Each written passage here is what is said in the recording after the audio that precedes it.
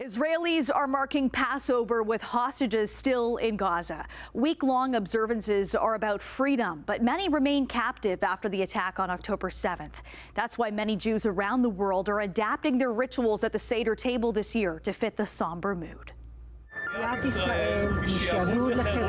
Passover is traditionally observed with a Seder, a holiday feast when families gather and celebrate freedom from biblical slavery. My feelings are very complicated because this is the holiday of the liberty, and for us it's not liberty because my father is in Gaza. This year, many families are expected to have empty seats representing those killed or taken hostage on October 7th last year. What we're focused in is reminding the other people around us that she is still alive, that we can still bring her back. Passover comes as Israel remains on edge after Iran launched a direct attack on its territory for the first time ever earlier this month. While in the south, the Israeli military is continuing its war with Hamas in Gaza. A war that has killed more than 34,000 Palestinians.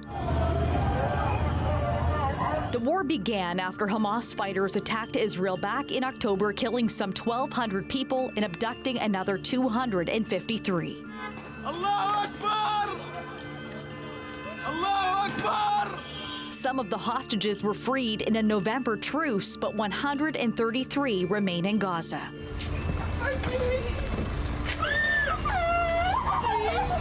For the families of loved ones who remain captive, there is no celebration this year as they plead for their loved ones to be released.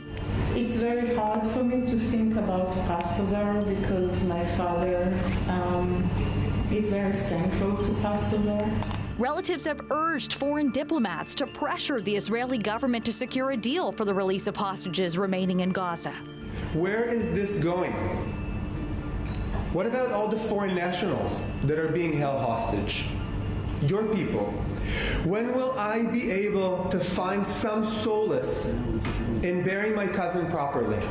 In a cry to free their loved ones, more than 500 gathered for a Passover Seder in Tel Aviv's Hostages Square. After several months, negotiations on a deal to release the remaining hostages appear to be at a standstill, making it unlikely they will be home for the Holy Week.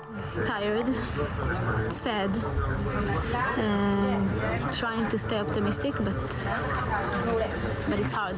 Ofri Bibas Levy is the sister of Israeli hostage Yarden Bibas, who was taken with his wife and 2 children, 4-year-old Ariel and Kiefer, who was just 9 months old. It's really hard to keep hoping and keep holding strong and fight for them.